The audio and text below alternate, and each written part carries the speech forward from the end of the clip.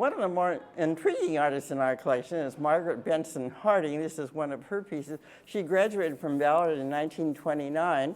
Then she went on to graduate as an art major from the UW and was a member of Lambda Rho and Women Painters of Washington. And she's still living and still active. And she kind of symbolizes the wonderful spectrum of artists in the collection from 1929 to the present day virtually. And many of the pieces, including Margaret, were donated by the artists. And so that has made it all really worthwhile. We try to explain this collection to people, but I think there is a thread. It's vitality, actually, and it's sort of hope and an encouragement. A lot of people, Ballard had an interesting population from the very beginning that had a sense of sort of service to community. A lot of people in Ballard actually became civil servants in governments, like police and fire. So there's sort of a basic Americana about Ballard, and I think this art begins to sort of explain that. And I think what the student body has been over its 100-year period. And hopefully it will continue to be something to which the students will reflect back on, will come back to see, will have some pride in, will add to the collection. And hopefully they'll be inspired by it as they move through their adult lives. It's not just a collection of anything. It's a collection of important selected works that were chosen to be a part of a longer continuum of art history. And I think maybe that's another thing that students can get into gradually, is in addition to enjoying the art itself, to developing an appreciation and a recognition that there is such a thing as art history, that they could become a part of too if they wanted to. We've had some amazing art instructors here at this school throughout its history, and some great artists have come out of that teaching. And it seemed rather appropriate that we should put together a collection of their art. Also, there was a lot of artists who lived in Ballard, not necessarily alums, who we would also like to incorporate into the project. And then we wanted to also incorporate art that sort of reflected the population of the student body, which had changed so much in the last 40 years. And we wanted to make sure that that was a part of what our considerations were. Plus, we wanted to make sure that we had some examples of what life in Ballard was and what it is now.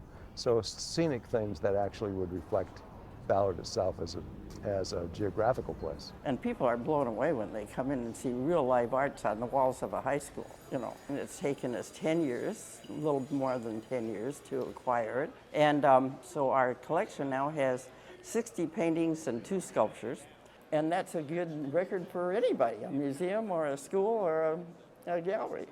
Well, by far the greatest number of contributions came from the artists themselves.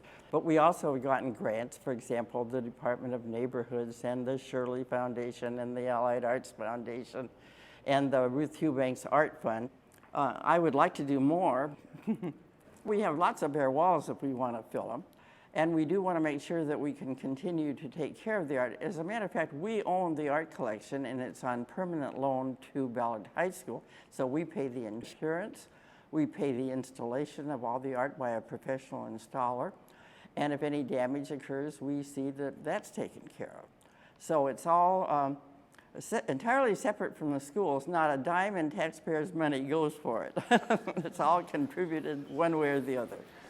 And we're really very lucky because we have all this space and it's high enough so that we have very large pieces and they're not really vulnerable to very much damage of any kind. That's really been wonderful. And the light's good.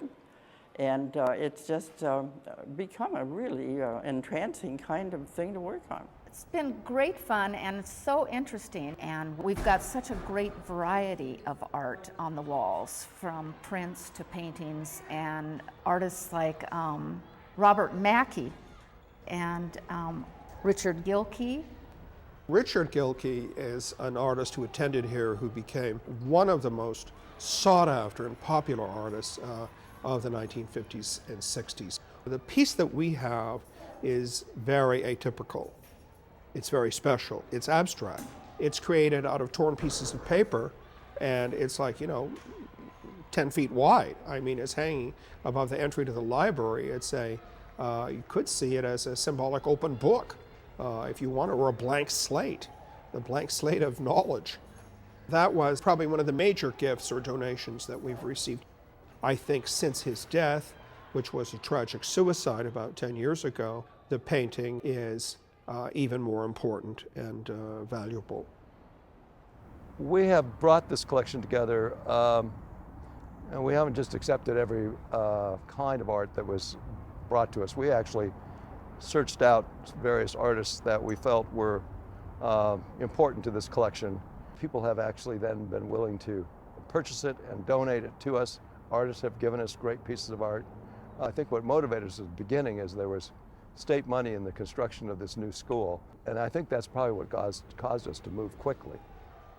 And thanks to the Washington State Arts Commission and the 0.5% for Art program, we were able to afford a work by Jacob Lawrence and his wife, Gwen Knight, and they're hanging side by side in the library. Gwen began as a dancer, and she's from the Caribbean originally, became an artist in her own right, and they met in New York in the 1940s. And Jacob, before he moved to Seattle in 1970, the subjects in his paintings were exclusively African Americans. But once he moved to Seattle, they also became Asian Americans and Native Americans. And so there's a beautiful diversity in his work that partly had a result of his response to how diverse Seattle is, and then in turn, of course, how diverse Ballard High School, the student body, is. I think the important thing about Lawrence also was the color sense that he had, because his paintings were in tempera, which is a opaque water-based medium. There isn't a lot of blending. It's like, how can you make a beautiful composition with a dark color next to a light color, areas of solid color? So almost like from an art teaching standpoint, it's interesting to look at his work. The imagery is dealing with the idea about the dignity of labor. And when will the challenges of organized labor not be? When will the human dignity of getting a job not be an important issue? It's more important than ever. See, that's the funny thing about how the collection changes. The artworks do not change, but the era or the period that the student is living in, looking at them, changes. Michael Lawson, if I can mention his work, the department store, lives in Liverpool, and he was in art school with John Lennon. Yet he came to Seattle in the 1960s to attend the University of Washington, and had an impact on a whole generation of younger artists that were here. So, you know, the collection is international too in that sense. If you look at that painting and think of Yellow Submarine or something, that Beatles animation of the 60s and 70s fits right in. In fact, it looks like a big scene from a cartoon. There is a hidden figure in that painting, though, that I'm not sure how many students have picked up on. If you look very carefully, you'll find that there's an image of Adolf Hitler in the painting. Not at all offensive, but you know, there is a little history. And I guess you can say it's an example of surrealism, because where could you really find an elephant changing clothes in a dressing room? You know? Hopefully inside this collection you will see artists young and old who have a really wonderful feeling for the city, and many of them are people who have come through some struggles in their own lives and found art was an amazing place and a mechanism for them to express themselves. Dion Hartounian has become a very important artist. She won the Betty Bowen Award. Her piece, Armenian Diary, Looking for Pieces, is an outgrowth of her travel to Armenia, where her ancestors came from, and trying to literally piece together what happened to them, the sense of what was lost in Armenia in the Turkish genocide against Armenia in 1916 to 1918. That's a good example of an artwork where you're not going to know what it means unless you learn a little about Armenia. Another goal of the collection is that students will become interested enough and find out, well, what was the Armenian genocide, and why doesn't Turkey want us to use that word, you know? All kinds of wonderful stories, as usual, with art. And Michael Gardner, I was just talking to somebody who was really intrigued by Michael Gardner's painting, which has, all of you know the story about the little house down in Lower Ballard where the woman declined to sell. And Michael Gardner did a painting showing all this construction going up around this little tiny house. By his inserting an image of the little house down by the Ballard Bridge that was never torn down, he would be memorializing one of the great heroes of Ballard. You know, the woman who stood up to Trader Joe's or LA Fitness. And we started out by thinking, well, it would be great to get a Michael Gardner because he's lived in Ballard so long, and also his kids have attended Ballard High School. But that little house was something that everyone was familiar, every high school student here was familiar with. And it doesn't really, in a way, have anything to do with the rest of the painting, which is supposedly seen from the surface of the planet Mars, looking back. But again, that's the miracle of creativity. There's some artists that show the forest. There's some beautiful pieces that reflect the railroad train, the beaches on the Sound, Green Lake, the ship canal.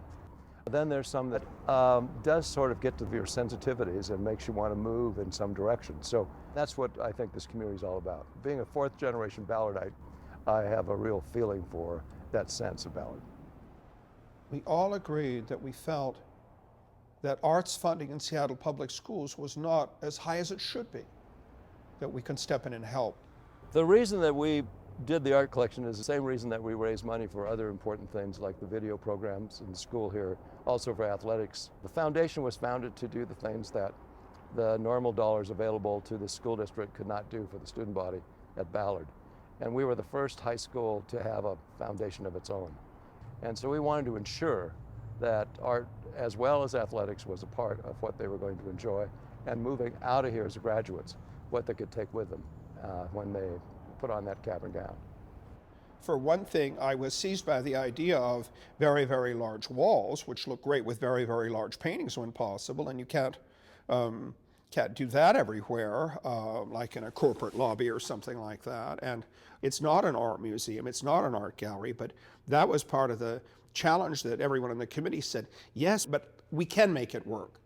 And to be able to be the first to say, here is what a work of art looks like, is incredibly exciting and satisfying. That sense of community, and I think art plays an important role in that.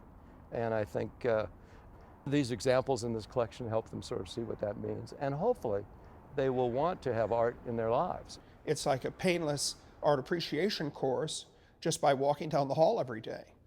I'm proud that there hasn't been any vandalism. I'm proud of the students, really, that they have enjoyed it and taken it seriously enough to not mess with it and let the art live. And nothing ever has been vandalized. However, the tree of knowledge had toilet paper draped off around it as a part of a homecoming celebration or something like that. That is no longer happening. But just the collection itself and these artists, our famous grads and artists around the community, and looking at that art and showing it off to alums as they come through in their reunions, and it just kind of blows people away a little bit. This is a high school and you got this art collection. It says, yeah, isn't it cool? It's nice.